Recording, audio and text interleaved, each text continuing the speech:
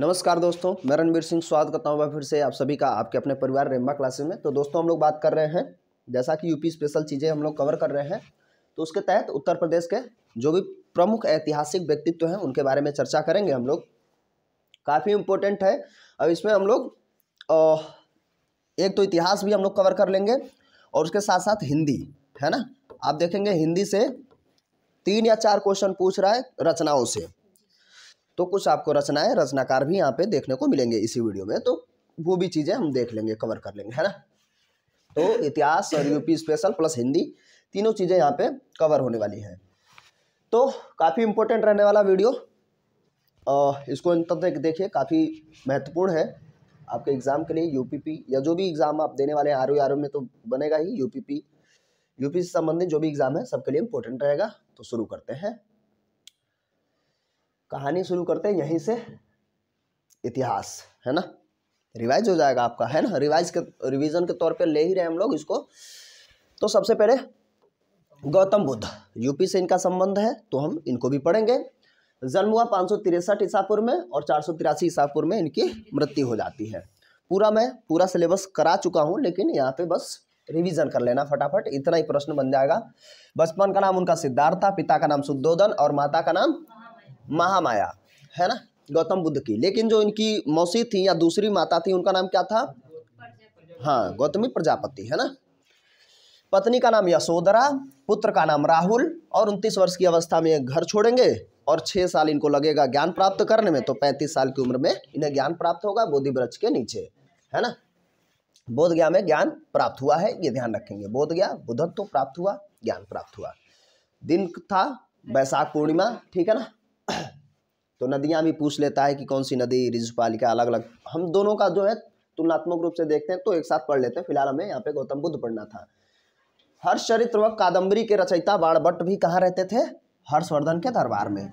तो हर्षवर्धन कहाँ शासन करते थे? यूपी में। उनकी राजधानी पहले थानेश्वर होती थी। थानेश्वर से कहाँ लेके जाते हैं? कन्नौज। उल्टा हो गया क्या? कन्नौज से थानेश्वर लेके जाते हैं क्या? जो भी हो, कन्नौज के शासन थे, थानेश्वर से कन्नौज ही लेके जाते हैं अपना शासन, ठीक है ना। शायद मैं उल्टा बता रहा हूँ। हर्षवर्धन, ठीक। और राजधानी बदलने का जो कारण था, इनकी बहन राजश्री, ठीक है ना। तो राज्यवर्धन, हर्षवर्धन और राजश्री, ये 3 भाई बहन थे, ठीक है ना। तो हर्षचरित्र व कादम्बरी की जो रचना किए हैं बाणभट्ट, एक तो ये बात हो गई। हर्षवर्धन के दरबार में रहते थे। निजामुद्दीन औलिया का जन्म हुआ था बदायूं में, ठीक है ना। हाँ, थानेश्वर से कन्नौज ही। बदायूं में जन्म हुआ निजामुद्दीन औलिया, और इन्होंने क्या कहा था? दिल्ली दूरस्थ थी, है ना, दिल्ली अभी दूर है। किसके लिए कहा था?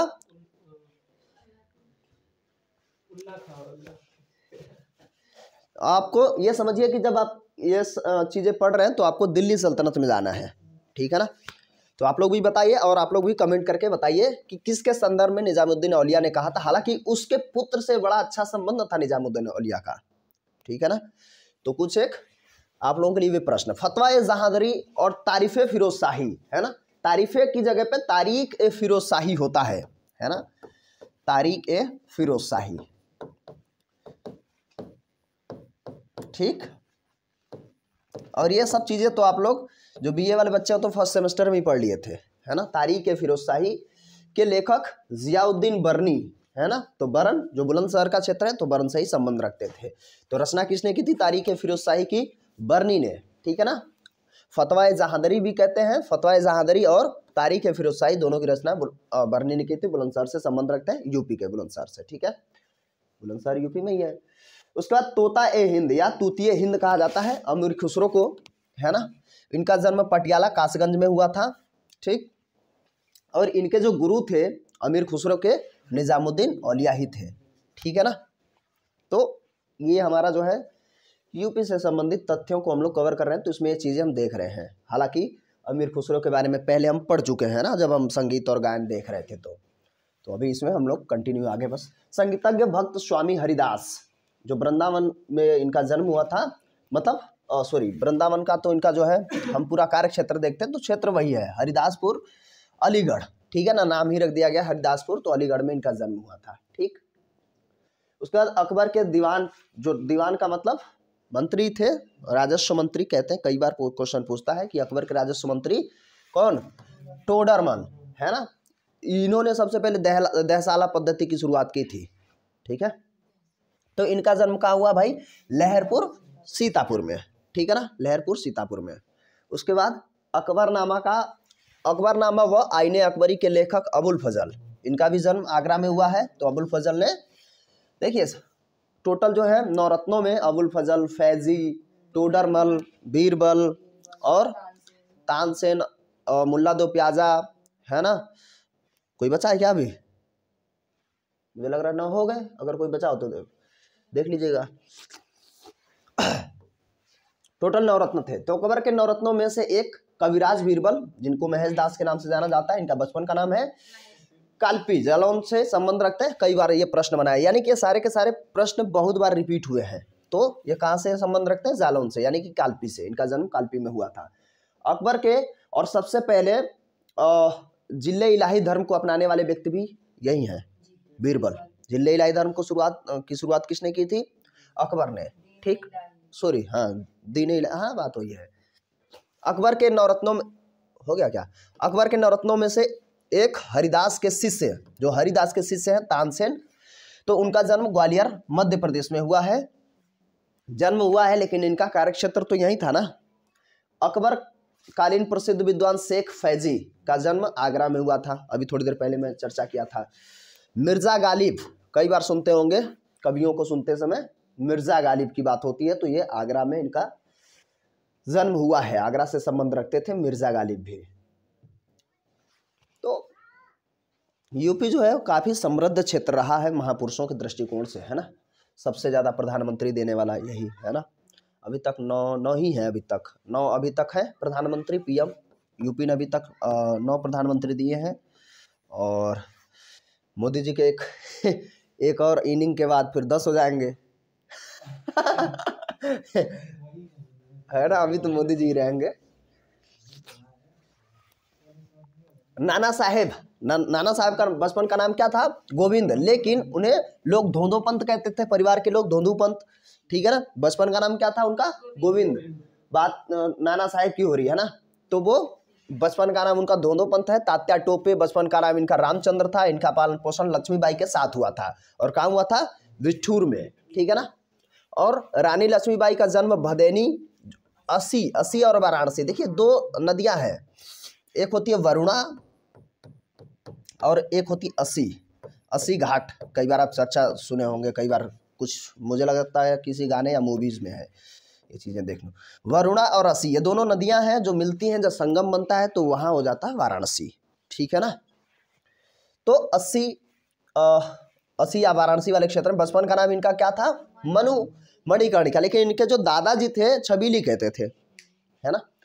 तो मणिकर्णिका उनका बचपन का नाम मनु या मणिकर्णिका है। पालन पोषण का हुआ था बिठूर जो कानपुर में है। और पिता का नाम जो था नाना साहेब मोरोपंत, व पति का नाम गंगाधर, जिनसे विवाह हुआ था, बाद में जल्दी ही उनकी मृत्यु भी हो जाती है। बाबा जी उनको छबीली पुकारते थे, ठीक है ना।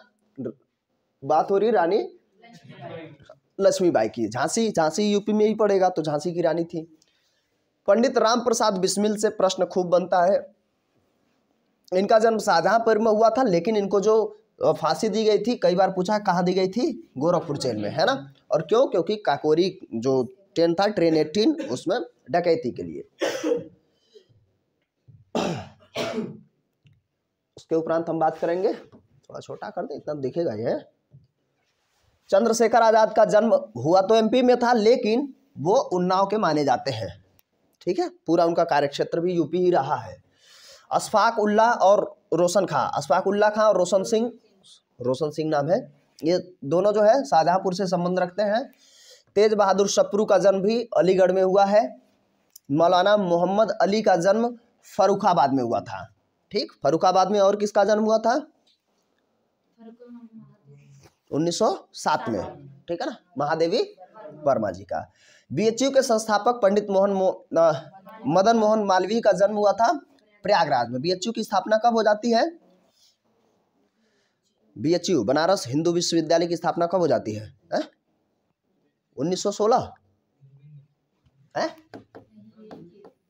1916 ही देख लीजिएगा डेट है। और 1916 में लखनऊ अधिवेशन भी होता है जहाँ पे गरम दल और नरम दल एक साथ हो जाते हैं। 1907 के सूरत के अधिवेशन में क्या होता है, नरम दल और गरम दल क्या हो जाते हैं, अलग अलग हो जाते हैं ना सूरत के अधिवेशन में। और 1916 का जो लखनऊ वाला अधिवेशन होता है वहाँ पर मुस्लिम लीग, गरम दल, नरम दल ये सब इकट्ठा हो जाएंगे। हम बात करते हैं आगे, चर्चा हम लोग करते हैं। मोतीलाल नेहरू, जवाहरलाल नेहरू, इंदिरा गांधी का जन्म सब प्रयागराज में हुआ था। तो ये सारे के तीनों प्रधानमंत्री, सॉरी ये तो नहीं, ये दोनों तो प्रधानमंत्री हुए। लाल बहादुर शास्त्री का जन्म 2 अक्टूबर 1904 को हुआ। कहाँ, मुगल सराय, चंदौली वाला हिस्सा है तो मुगल सराय। लेकिन इनका जो है मृत्यु कहाँ हुई थी, ताशकंद समझौता कई बार सुनते हैं, तो ताशकंद में इनकी मृत्यु हो गई थी, जो एक प्रश्न बन के खड़ा आज भी है, पहले भी ये समस्याएं रही हैं कि मृत्यु कैसे हो गई, है ना। तो चीज़ें चलती हैं राजनीति में। ताशकंद में इनकी मृत्यु हो गई। और इन्होंने क्या नारा दिया था, लाल बहादुर शास्त्री जी ने, जय जवान जय किसान, जय जवान जय किसान जय विज्ञान। ये नारा किसका है?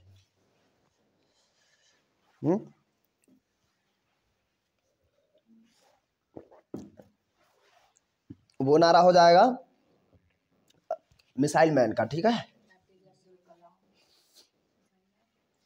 मिसाइल मैन, ठीक है।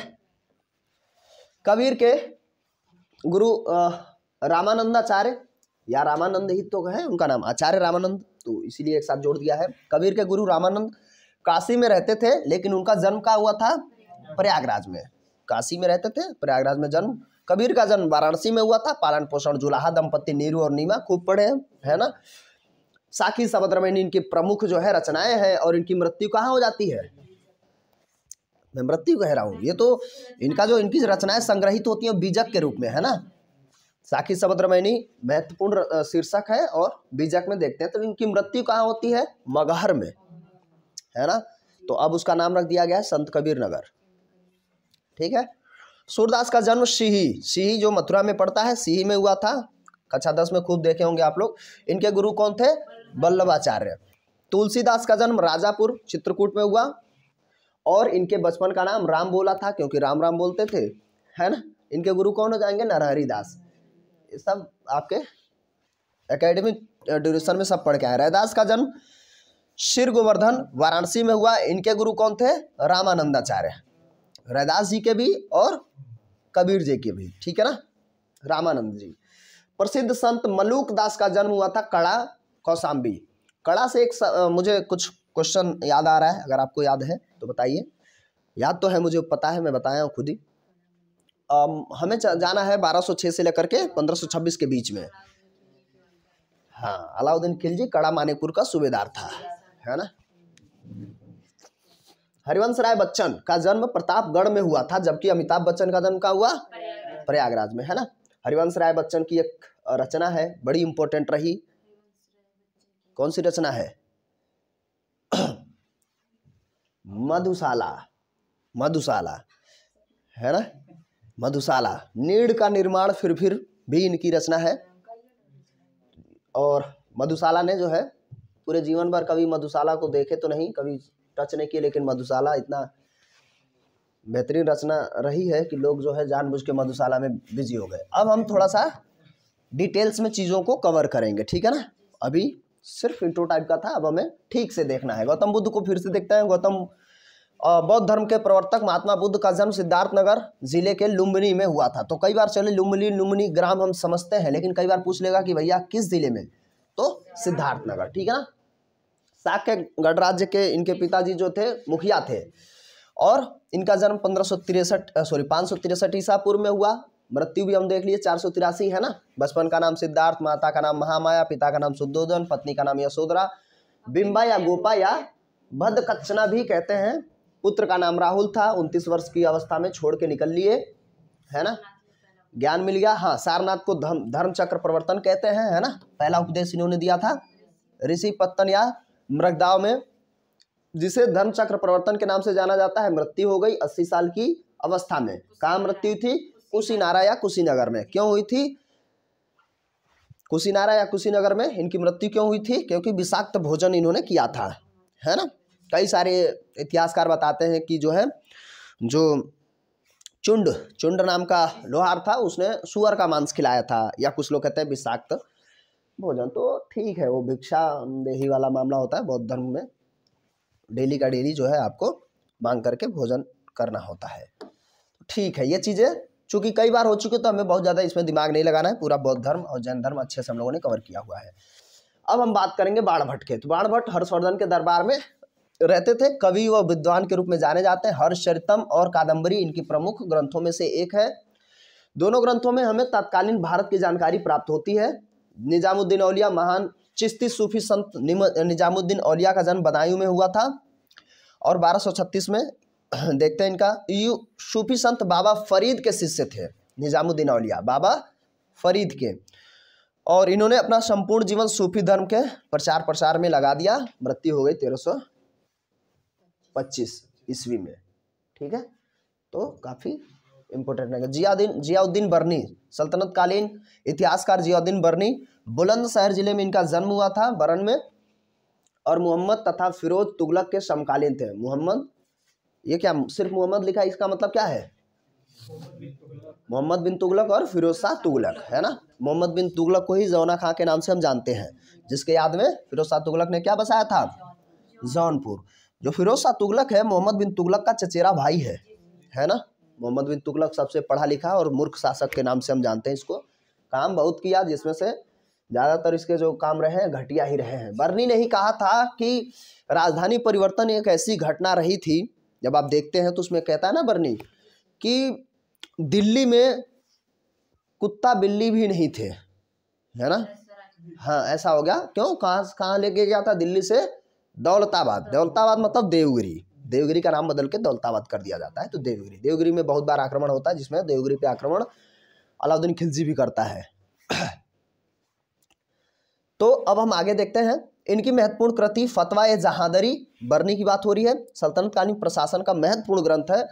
तारीख-ए-फिरोजशाही भी इसी की रचना है, मतलब बर्नी की 1265 से 1358 तक सल्तनतकालीन इतिहास की जानकारी इसमें मिलती है तारीख-ए-फिरोजशाही में। तो फिरोज शाह के बारे में ठीक ठाक बताया जाता है। अमीर खुसरो, तो अमीर खुसरो के बारे में तो हम लोग जानते ही हैं।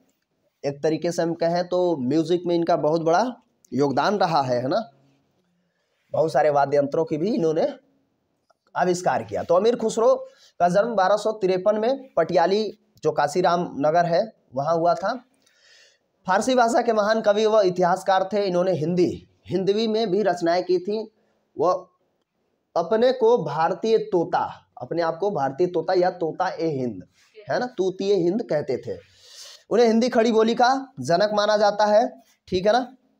अमीर खुसरो शेख निजामुद्दीन औलिया के शिष्य थे, जो पहले भी पढ़ के आए हम लोग। गयासुद्दीन बलबन के पुत्र मोहम्मद सुल्तान, अवध के सूबेदार अमीर अली, कुतुब मुबारक शाह, सुल्तान जलालुद्दीन खिलजी व सुल्तान अलाउद्दीन खिलजी के दरबार में रहे थे। इनकी कुछ प्रमुख रचनाओं में हम देखते हैं केरानुशादैन और मिफ्ताहुल फुतूह, है ना। आगे देखते हैं नू सिपेहर, दिबल रानी, खिज्र खा और तुगलकनामा, खजाइनुल फुतूह, है ना। ये कुछ इंपॉर्टेंट, जिसमें से तुगलकनामा हमें स्पेशली याद रखना है। किसका? तो अमीर खुसरो के संदर्भ में हम बात कर लेंगे। तुगलकनामा इनकी रचना रही है। टोडरमल तो सीतापुर में हुआ था, लहरपुर में, और अकबर के दीवान थे। 10 साला बंदोबस्त इन्होंने शुरू किया था, जो मैं पहले बताया था, जिसे हम भू राजस्व के नाम से आज जानते हैं। ठीक है ना। तो 10 साला पद्धति यही थी, भू राजस्व। अबुल फजल 1550 में इनका जन्म आगरा में हुआ था, और योग्यता के कारण ही अकबर ने अपना सलाहकार बनाया था। इन्होंने अकबर के दक्षिणी अभियान का नेतृत्व भी किया। वे तुर्की, फारसी, संस्कृत, अरबी, हिंदी के विद्वान थे। उनकी 2 रचनाएं, जिसमें अकबरनामा व आईने अकबरी तत्कालीन इतिहास के प्रमुख स्रोत माने जाते हैं। अकबरनामा से कई बार नामा आ रहा है, तो मैं थोड़ा सा पूछ लूँ, बाबरनामा किसकी रचना है? बाबर की। हाँ, आपस में पहले लड़ लो फिर बताना। बाबरनामा, अकबरनामा, और उससे ऊपर हम बात कर लेंगे हुमायूंनामा। हाँ, ठीक है। बाबरनामा खुद बाबर ने रचना की है। ठीक। हुमायूंनामा आपने सही बताया था, गुलबदन बेगम है ना। गुलबदन बेगम हुमायूं की बहन है, गुलबदन बेगम, अर्थात हम कह सकते हैं अकबर की बुआ। गुलबदन बेगम ने की है और अकबरनामा की तो अभी हम पढ़ ही रहे हैं, किसने की है, अबुल फजल, ठीक है ना। तो ये नामा से 3 क्वेश्चन आते हैं जहाँ से प्रश्न में ध्यान रखना होता है। और यही हम देखते हैं कि जो इत्र से सॉरी गुलाब से इत्र बनाने का आविष्कार भी यही किया गया था। हमें तो इतना आगे जाना है ना, तो ये ठीक है। अब हम बात करेंगे बीरबल के बारे में। तो बीरबल के बारे में देखते हैं, काफ़ी कुछ उपाधियाँ भी मिली है। जालौन कालपी गांव में उनका हुआ था, जालौन में 1528 में। ब्राह्मण परिवार में इनका जन्म हुआ था। मूल नाम तो महेशदास जानते ही हम।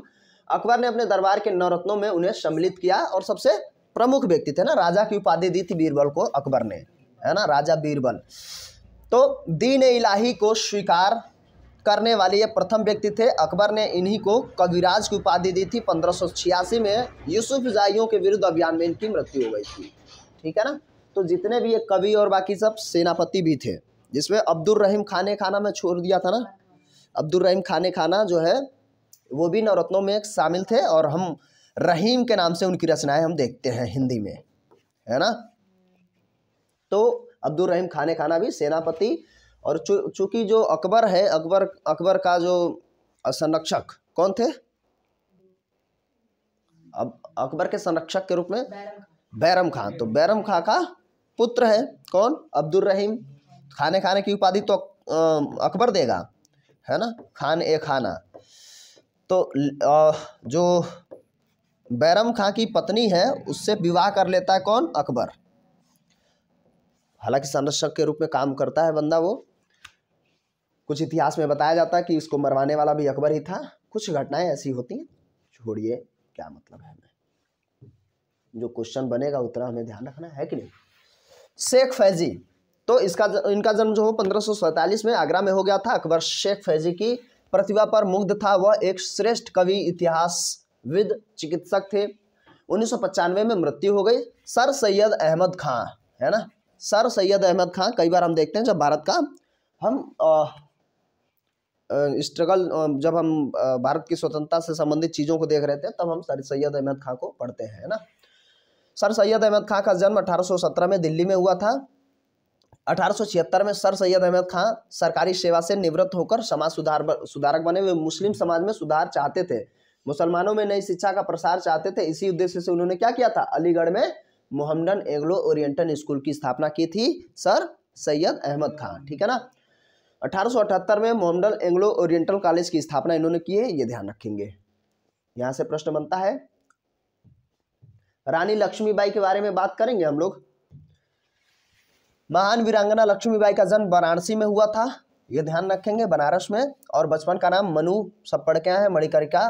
पेशवा बाजीराव द्वितीय की दत्तक पुत्र नाना साहेब मोरोपंत की पुत्री थी, ठीक है ना। पेशवा बाजीराव के सेकंड वाले के दत्तक पुत्र नाना साहेब मोरोपंत, सिर्फ नाना साहेब नहीं है, ठीक है ना, उनकी पुत्री थी। इनका पालन पोषण अंग्रेज के पेंशनर जो पेशवा बाजीराव द्वितीय थे उनके देखरेख में बिठूर में हुआ था। पेंशनर मतलब वो लोग पेंशन देते थे और आप बस उसमें अपना बाकी सब इनके हाथ में आ गया था अंग्रेजों के।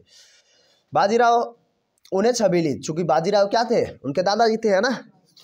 पेशवा से उन्होंने घुड़सवारी और तलवारबाजी भी सीखी थी। उनका विवाह कहाँ हो गया था, झांसी के महाराज गंगाधर से हुई थी, है ना।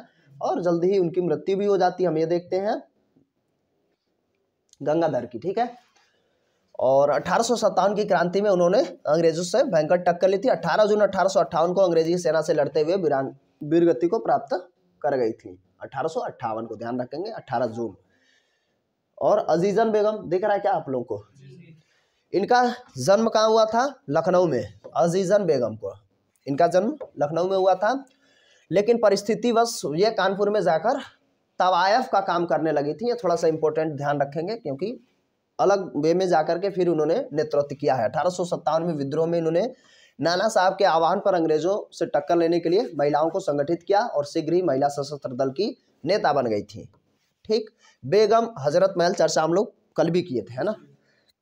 तो अवध के अंतिम नवाब वाजिद अली शाह की बंदी बनाकर कोलकाता में रखने के कारण उनकी महारानी बेगम हजरत महल ने 1857 का विद्रोह किया है। उनका नाबालिग पुत्र जो बिरजिस कादिर, उनको अवध का नवाब घोषित कर दिया और लखनऊ में विद्रोह का नेतृत्व इन्होंने किया है। क्योंकि डलहौजी का कॉन्सेप्ट यही था कि गोद वोद लेना जो है मना है। हालांकि 1856 तक ही रहता है डलहौजी, 48 से लेकर के 56 तक। ठीक है, अब हम बात करेंगे नाना साहेब। इनका प्रारंभिक नाम गोविंद था, लेकिन ये अपने परिवार में धोधो पंत के नाम से चर्चित थे। उनका पालन पोषण अंतिम मराठा पेशवा बाजीराव द्वितीय ने अपने दत्तक पुत्र के रूप में बिठूर में किया था, जो हम पहले भी कई बार इस चीज को देख रहे हैं, दत्तक पुत्र थे, है ना, और प्यार से नाना कहते थे। ठीक, अंग्रेजों द्वारा पेशवा पद समाप्त किए जाने और अन्य कई कारणों से असंतुष्ट नाना ने 1857 के विद्रोहियों का कानपुर में नेतृत्व किया था। तो कानपुर में 3 लोग थे, नाना साहेब, तात्या टोपे और कौन थे जिन्होंने नेतृत्व किया था कानपुर से। ये तात्या टोपे आ ही गए। मूल नाम रामचंद्र, लक्ष्मीबाई के साथ इनका भी पालन पोषण बिठूर पेशवा में बाजीराव द्वितीय की देखरेख में हुआ था।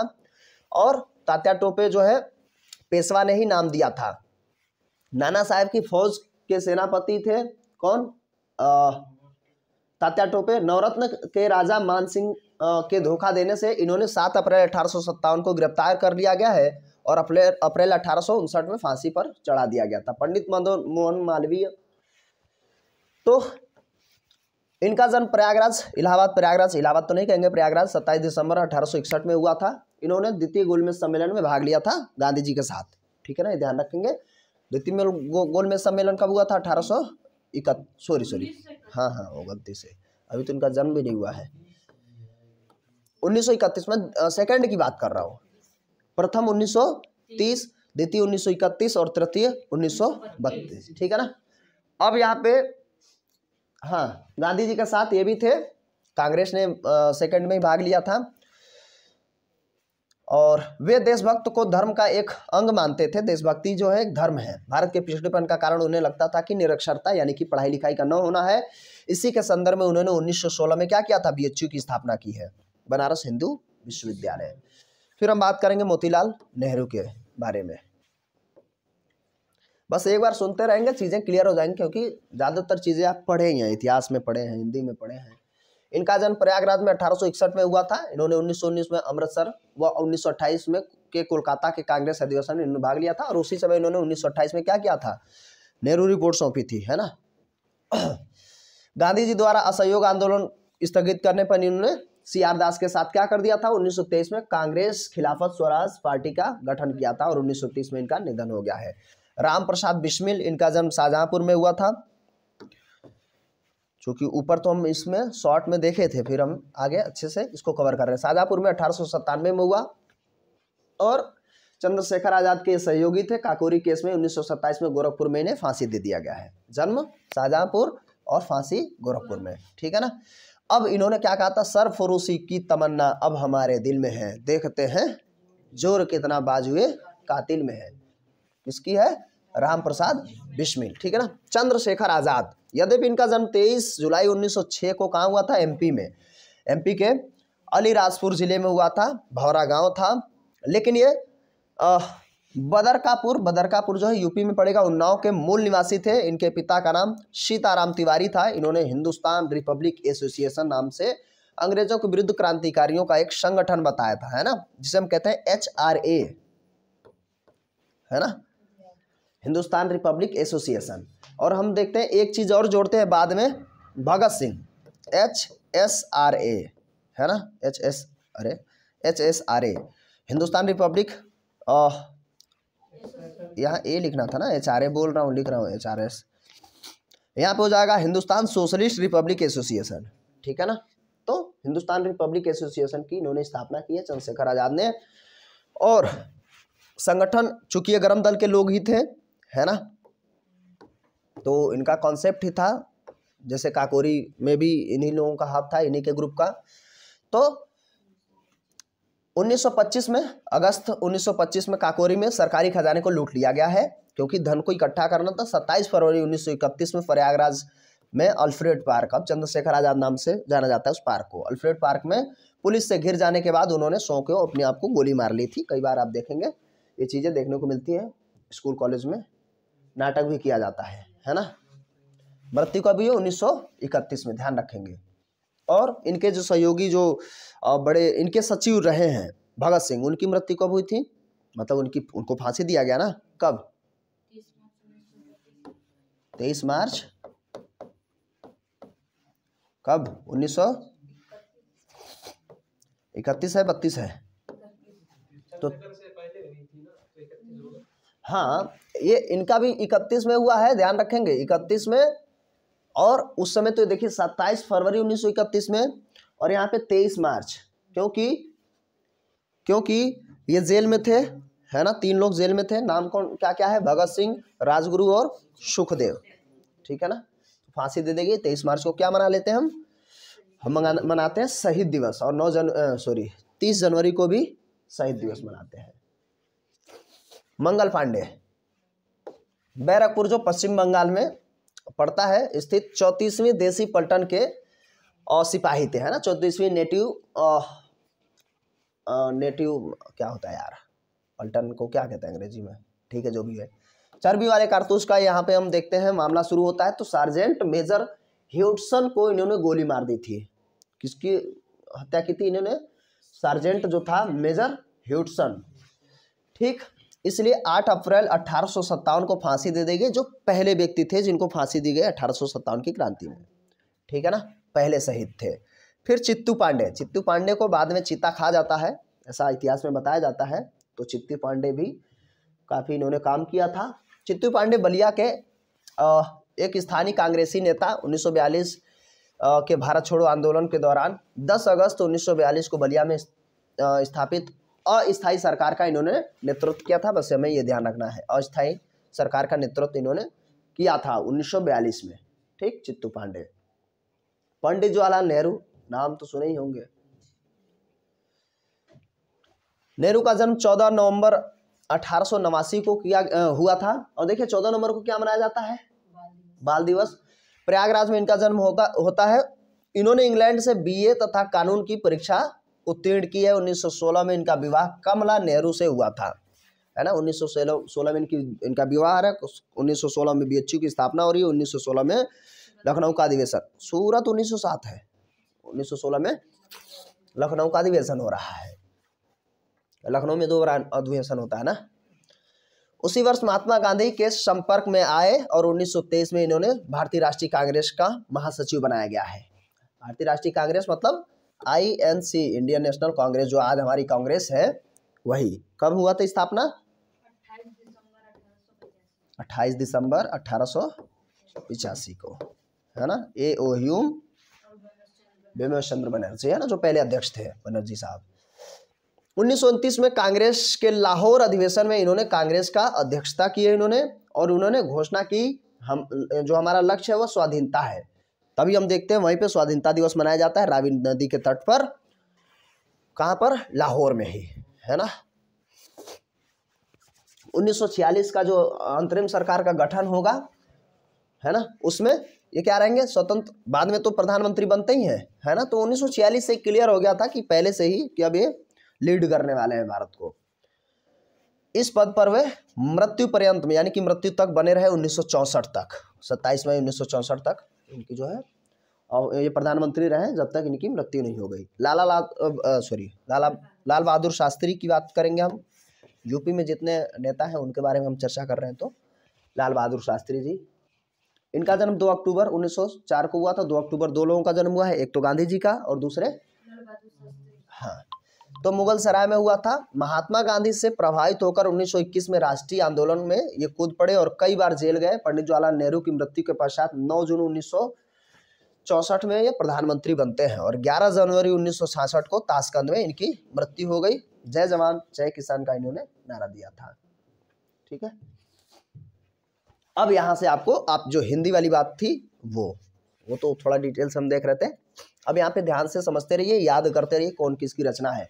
कबीरदास, इनका जन्म 1425 में वाराणसी में हुआ। इनका पालन पोषण निसंतान जुलाहा थे, जुलाहा जो जिनका नाम था नेरुनीमा। गुरु रामानंद थे। साखी सभद्रवैनी नाम से इन्होंने रचनाएं की हैं जो बीजक में संग्रहित हैं, ठीक। ये इतना हो गया। सूरदास, इनका जन्म 1478 में ब्राह्मण कुल में मथुरा के पास सिही में होगा, है ना। और बचपन का नाम तो जानते हैं क्या, सॉरी ये तो सूरदास है। बचपन का राम बोला किसका नाम था, तुलसीदास जी का, है ना। इनके गुरु वल्लभाचार्य थे। इनका निधन कहाँ हुआ था, 1583 में इनका निधन हो गया। सूरसागर, सूरसरावली और साहित्य लहरी इनकी प्रमुख रचनाएं हम देखते हैं। रचनाएं इनकी कैसी थी, किस भाषा में, ब्रज भाषा में। तुलसीदास इनका जन्म कब हुआ था, 1889 में, सॉरी गलती से जो है